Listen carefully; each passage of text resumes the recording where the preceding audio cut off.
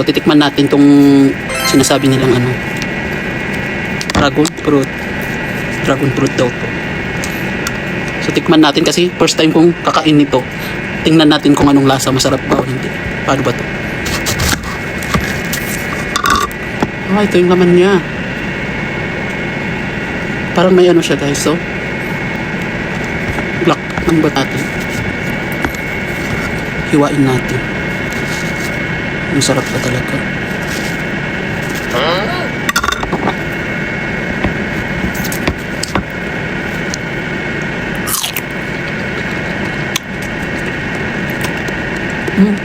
Sarap siya. Dragon fruits.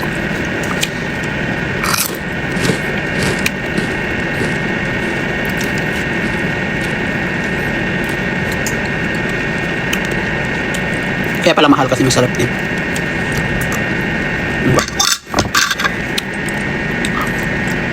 Sa amin, pag yung bata na hindi makaihi, ito do ipapaludot.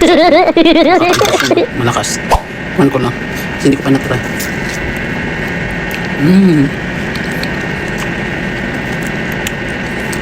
Sarap siya.